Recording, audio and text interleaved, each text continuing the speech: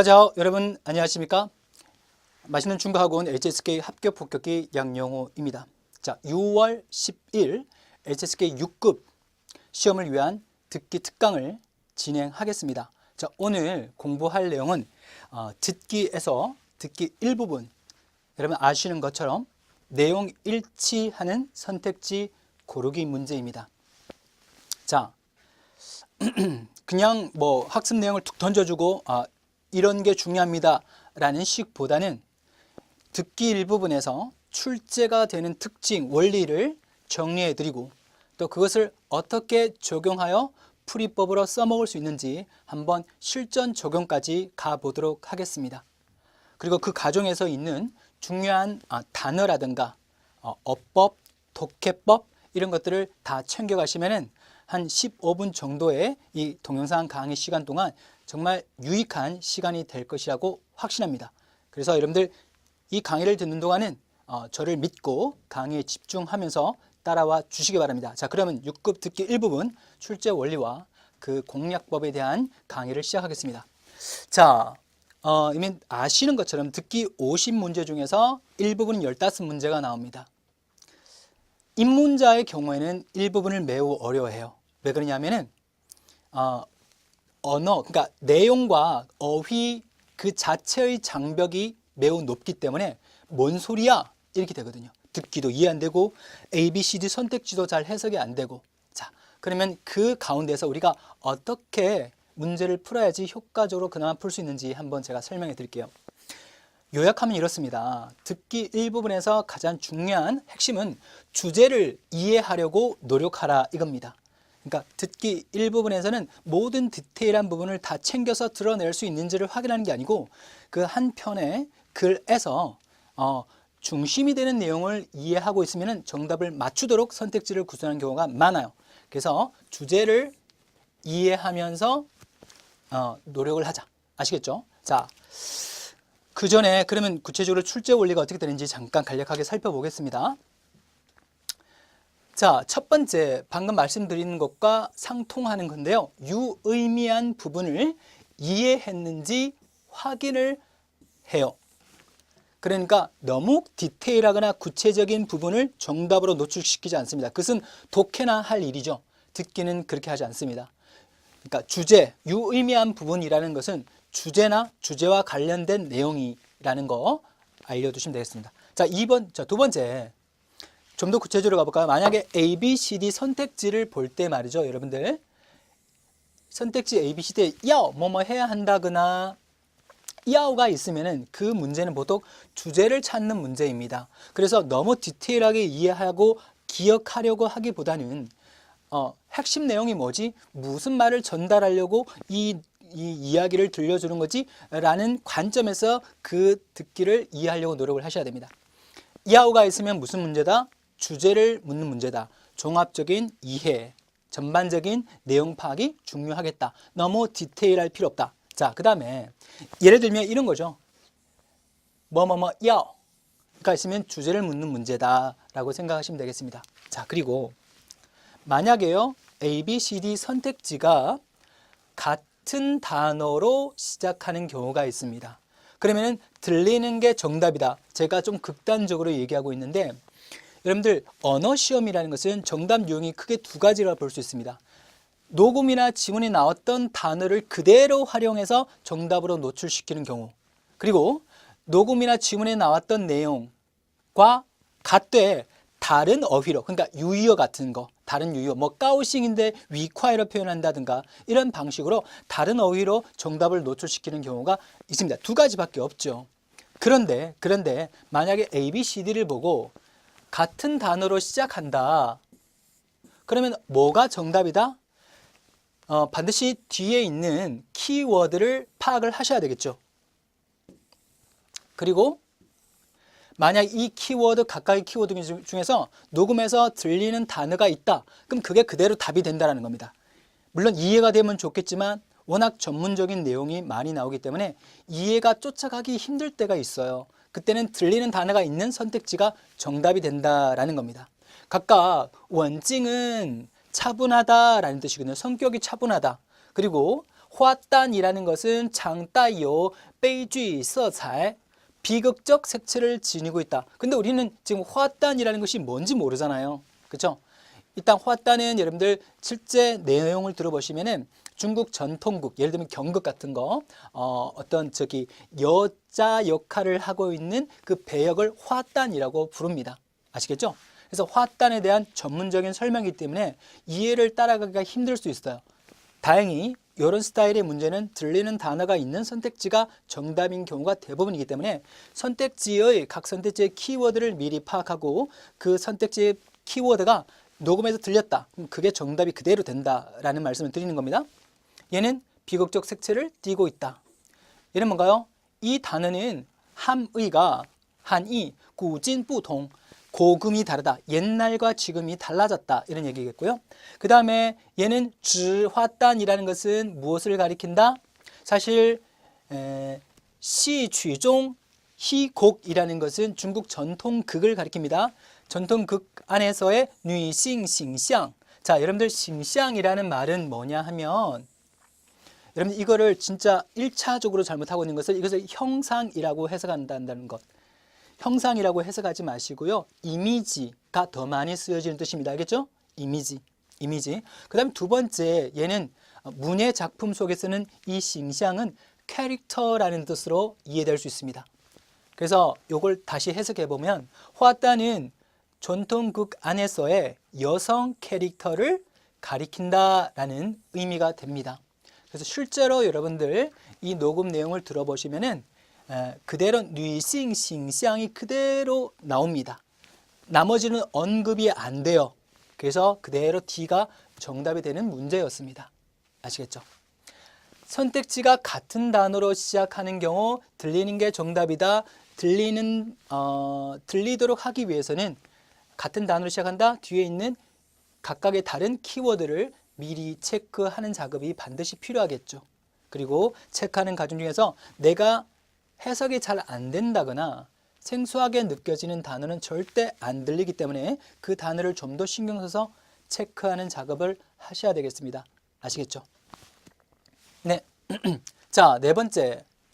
선택지에, 자, 요거는 조금 위험한 꿀팁 같은 건데요. 만약에 ABC 선택지에 또나 쯔이 등이 있으면 뭐다?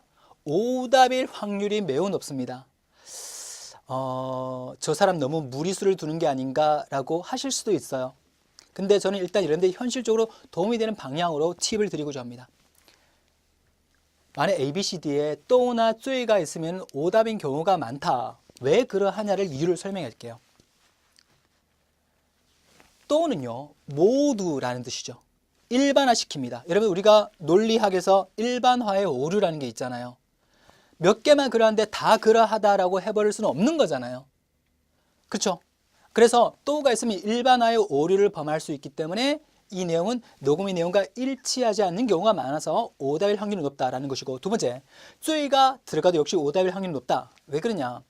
가장이라는 말이죠. 여러분들 가장이라는 말을 쓰면 뒤에는 뭐뭐 중에 하나다, 쯔이라는 표현을 참 많이 쓰게 돼요. 예를 들어 볼까요? 여러분들 제 말에 여러분들 수긍하시면 그렇다고 해보시고 아니면 아니다라고 해보세요. 중국은 세계 여러 나라 중에서 가장 경쟁력 있는 나라이다. 이런 말 하면 여러분들 공감하시고 지지하시겠습니까? 아니죠. 지금은 베트남이 더 경쟁력이 있어 이라고 해버릴 수도 있습니다. 사람마다 중국에 대한 경쟁력에 대한 견해가 다를 수 있기 때문에. 그래서 가장이라는 말을 함부로 할 때는 가장, 쯔이라는 말을 쓸 때는 뒤에는 쯔이를 붙이는 경우가 많아요.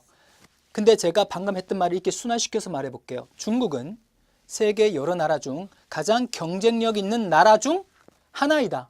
어때요? 훨씬 듣기 좋죠. 더 수긍할 수가 있습니다. 왜? 쯔이라고만 써버리면은 유일무이하게 하나라는 것만 나타내게 돼요. 1등이라는 뜻이 됩니다. 하지만 뒤에 쯔이를 붙이면 우수한 그룹 중에 하나에 속한다라는 뜻이 되기 때문에 훨씬 순화가 되는 거예요. 그래서 만약에 A, B, C, D에 쯔이만 덩그러니 나와 있고 쯔이라는 말은 없다. 웬만하면 선택지에는 쯔이만 나오고 뒤에 쯔이는 안 나오는 경우가 많아요. 그래서 이것이 오답일 확률이 높다라는 말씀을 드리는 겁니다. 충분히 공부하시겠죠? 자, 그래서 이런 문제가 자주 나오는 건 아닙니다. 보통 제가 볼 때 15문제 중 한두 문제가 또나 쯔이가 와서 오답인 경우가 확인되고 있습니다. 아시겠죠? 네, 이거 유용한 팁이니까 기억하시고요.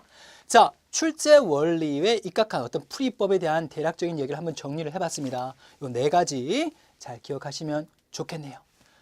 유의미한 부분을 이해하려고 노력을 하자. 주제를 이해하라는 얘기입니다. 너무 디테일한 거 신경 쓰지 말고 만약에 A, B, C, D에 이하가 있다면 그 글의 주제를 묻기 때문에 종합적으로 이해하려고 노력하자. 무슨 얘기를 하고 싶은 걸까? 세 번째, 같은 단어로 시작한다? 그러면 들리는 게 정답이다. 미리 선택지, 키워드의 파악이 매우 중요하겠다. 체크해 두는 게 좋겠죠. 그리고 또나 쯔이가 들어가게 되면 오답일 확률이 높다. 이 말씀을 드렸습니다. 자, 그러면요. 방금 말씀드렸던 대로 이하가 들어가면 주제, 또나 쯔이가 들어가게 되면 오답일 확률이 높다. 이 말씀을 드렸고요. 이번엔 실전으로 한번 가보실게요. 네. 자, 여러분들 제가 선택지를 먼저 보여드리고 제가 제 육성으로 녹음 원문을 한번 읽어드리겠습니다. 그러면 여러분들 내용상 일치하는 선택지를 고르도록 하시면 되겠습니다. 아시겠죠? 자, 준비되셨나요? 자, 이 선택지를 보고 제 녹음을 들으면서 일치하는 선택지를 골라보겠습니다. 자, 시작합니다. 随着科技的进步，越来越多的美颜手机软件涌入市场。这类软件通过智能人脸识别技术和极速美颜算法来自然修容、美化人像，满足了爱美人士的诸多拍照需求。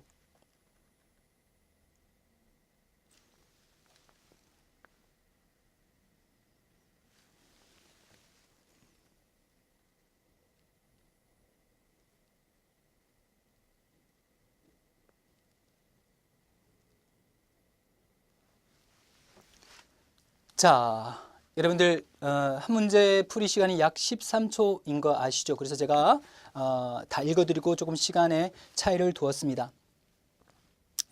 자, 여러분들 답이 몇 번인 것 같아요? 이 문제는 사실 쉬운 문제는 아니에요.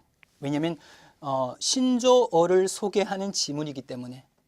그래서 선택지를 파악하는 것조차 뭐야? 이런 느낌을 받으실 수 있어요. 자, 그래서 저는 평소에 하는 말이 여러분들 어휘의 유연성을 길러야 합니다 라는 말씀을 많이 들어요. 선택지를 잘 이해하고 해석하는 능력이 무엇보다 중요해요. 선택지가 잘 파악이 되는 만큼, 잘 이해가 되는 만큼 어려운 내용도 듣기에 더 도움을 줄 수 있거든요. 그래서 여러분들 이거 선택지 자체가 해석하는 데 어려움을 느꼈다. 그럼 여러분들이 좀 더 해석하는 연습을 하셔야 됩니다. 아시겠죠? 대충 이런 뜻일 거야. 그러면 공부가 안 돼요. 따박따박 이게 왜 이 글자가 들어갔고 왜 이런 의미가 되는 거지라고 공감하실 수 있어야 됩니다. 그래야 약간 변형된 선택지가 나왔을 때도 여러분들이 제대로 이해할 수 있습니다. 아시겠죠? 왜냐하면 우리가 정답을 고를 때 오답으로 빠지는 경우에는 지문 자체를 잘못 이해하는 것도 있겠지만 선택지를 잘못 해석해서 오답으로 빠지는 경우도 상당히 많거든요. 왜냐하면 자신의 경험과 자신의 가치관이 들어가게 되면 선택지를 이상하게 해석하는 경우도 있습니다. 그래서 선택지를 제대로 해석하는 연습을 하자라는 겁니다. 아시겠죠? 자, 보세요. A. 美颜手机耗电快라고 되어 있습니다. 그럼 이게 美颜이 처음 보잖아요. 그럼 직역하면 이게 아름다운 얼굴이거든요. 아름다운 얼굴 휴대폰은 耗电. 얘는 소모하다와 전기를 합친 말인데 전기를 소모하다라는 겁니다. 전기 소모가 빠르다. 근데 얘는 뭔지 모르니까 일종의 어떤 휴대폰은 그러니까 얼굴과 관련된 쉽게 말하면 이제 뷰티 휴대폰이라는 겁니다. 쉽게 말하면은 사진을 찍었을 때 얼굴을 더 아름답게 자동으로 만들어주는 기능이 있는 휴대폰을 美颜手机라고 부릅니다. 어렵죠. 어쨌든 키워드가 뭐다? 耗电快. 신조어에 대한 지문은 선택지를 그러니까 모르는 선택지를 잘 체크를 하셔야 돼요. 자, B 봅니다. 女士爱用美颜软件. 잘 보세요. 여성은 爱用 쓰기를 좋아합니다. 美颜 뷰티 软件은 소프트웨어죠. 보통 우리 软件은 소프트웨어인데 휴대폰과 관련된 뜻일 때는 그걸 어플, 앱이라고 합니다. 그러니까 뷰티 앱이 되겠죠. 사진을 찍으면은 자연스럽게 조금 보정이라고 합니까? 해서 예쁘게 더 잘 나오게 만드는 것. 그런 프로그램을 메이의 란지엔이라고 하거든요. 그 다음에 메이의 란지엔, 여기 보면서 이게 매우 중요하다라는 느낌을 본능적으로 느껴야 돼요. 이게 중요하구나. 이게 키워드구나. 뷰티 어플은 능메이화, 미화시킬 수 있다. 무엇을? 른샹, 른샹이라는 것은 여러분 인상, 사람의 모습이라는 뜻이에요. 그래서 이러면 초상화할 때 그 초상자가 이게 시향이에요. 사람의 모습이에요. 그래서 사람의 모습을 아름답게 해준다라는 뜻이 됩니다. 뷰티 어플은 사람의 모습을, 그죠? 아름답게 만들어줄 수 있다. 이런 거거든요. 오케이, 됐나요? D, 소지. 자, 또가 들어갔습니다. 기억나십니까? 또가 있으면 뭐라고? 오답일 확률이 높다. 이유는 일반화의 오류를 범할 수 있기 때문이다. 휴대폰은 모두가 무엇이 있다? 여러분,人脸은 얼굴, 사람 얼굴이죠. 识别는 식별입니다. 얼굴 식별功能, 기능을 가지고 있다. 다 그렇습니까? 아니죠. 이건 상당히 지금 시기로 본다면 상당히 첨단, 앞서가는 기술이지 않습니까? 근데 휴대폰이라는 것은 모두 다 안면 인식 기능을 가지고 있다. 이렇게 얘기할 수 없겠죠. 그래서 D는 오답이라는 겁니다. 그럼 진짜 여러분 답이 뭘까요? 여러분 해석하면서 약간의 상식이 개입되기도 하면서 자연스럽게 이것이 답이 될 거다라는 느낌도 있으시죠? 그렇습니다. 해석이 그만큼 중요한 거야. 뭐에? 선택지 해석이 매우 중요합니다. 자, 그러면은 실제 답은 무엇일까? 궁금하시겠지만 내용을 보면서 확인해 보실게요. 随着 뭐뭐함에 따라서 변화 1, 뒷절 변화 2 이렇게 되는 거 아닙니까? 뭐뭐함에 따라서 변화 2가 생기다. 과학기술이 진보함에 따라서 갈수록 많은 얼굴을 아름답게 만드는 휴대폰 어플이 그러니까 뷰티 어플이 용루, 용소숨치다, 들어가다, 많이 들어가는 걸 얘기합니다. 시장으로 진입하고 있다. 다시 과학기술이 진보함에 따라서 갈수록 많은 뷰티 어플이 시장으로 들어가고 있습니다. 이런 얘기죠. 그리고 这类软件, 이 소프트웨어는, 이 어플은, 이 앱은 통과 무엇을 통하여? 여러분 크게 잘 보세요. 우리가 듣기가 잘 안 되는 것은 독해의 지문을 듣기로 들려주기 때문이거든요. 독해의 지문은 어떤 특징이 있느냐? 호흡이 길어요. 그러면 호흡이 길 때 주어 동사 목적어를 놓칠 수가 있거든요. 그때는 우리가 구문 이해가 필요해요. 구문이라는 것은 문장의 짜임입니다. 자, 이 문장의 구문은요, 통과 什么什么来 플러스 동사의 구조입니다. 무엇을 통함으로써 동사하다라는 구조거든요. 아시겠죠? 그래서 智能이라는 것은 지능이죠. 직역하면은. 근데 휴대폰과 관련해서는 스마트라고 해석합니다. 스마트 인식. 그래서 여러분들 스마트폰을 지능 휴대폰이라고 하지 않습니까? 智能手机. 자, 스마트 얼굴 인식, 식별 기술과 무엇? 급속美颜算法, 급속 얼굴을 아름답게 만드는 算法, 셈법으로 이렇게 됩니다. 저도 이걸 해석을 하면서 좀 어색하다는 느낌입니다. 왜냐하면 전문 분야가 아니기 때문에 다시 보면은 무엇을 통하여 라고 했을 때 스마트 얼굴 인식 식별 기술과 급속 뷰티 셈법을 통하여 自然 자연스럽게 시우렁, 이것도 어렵죠. 시우렁이나 얼굴을 수정하다죠. 그리고 매화 아름답게 만들어준다, 미화시킨다, 른샹 사람의 모습을 이렇게 되는 거예요. 그래서 여러분들 아까 답이 뭐가 됐나요? 보시면 이렇게 다시 볼까요? 시를 보시면은 美颜软件能美化人像이라 나와 있고, 아까 여기 다시 보면은 그 다음에 美化人像이 그대로 나와 있죠. 비교적 전문 분야의 신조어 등을 소개하는 지문이라면, 그렇죠? 들리는 게 정답인 경우가 많다라고 말씀드렸죠, 제가. 그래서 C가 정답이 되는 겁니다. 그렇죠? 뷰티 앱은 사람의 모습을 아름답게 꾸며줄 수 있다. C가 정답이죠. 네, 마지막 해석하면은, 자, 이때 만주는 여러분들 만족하다라는 뜻도 있지만 만족시키다라는 뜻도 있어요. 무엇을? 목적어 쉬지우, 수요를 만족시켰다라고 합니다. 아이메이 렌스 꾸미기 좋아하는 사람들의 많은 사진 촬영의 수요를 혹은 요구를 만족시켰다. 이런 뜻이 됩니다. 이해하시겠죠? 좀 어려웠습니다. 제가 다시 천천히 한번 읽어보겠습니다. 여러분들 이해하도록 따라와 보십시오. 随着科技的进步，越来越多的美颜手机软件涌入市场。这类软件通过智能人脸识别技术和几组美颜算法来自然修容、美化人像，满足了爱美人士的诸多拍照需求。 가능하시겠죠? 네. 자, 좋습니다. 오늘 이제 전해드릴 그 학습 내용은 여기까지였고요. 마지막으로 제가 당부 말씀드릴게요. 여러분 6급은 진입 장벽 자체가 좀 높습니다. 5급과는 차이가 많이 나죠. 4급하고 5급하고 4급과 5급 사이의 그 난이도 차이보다 5급과 6급 사이의 난이도가 훨씬 더 높거든요. 그래서 제가 지금 이런 문제는 이렇게 풀어야 됩니다라는 풀이법에 대한 얘기를 강조하고 있는데 꼭 그것만이 능사가 아니에요. 6급은요.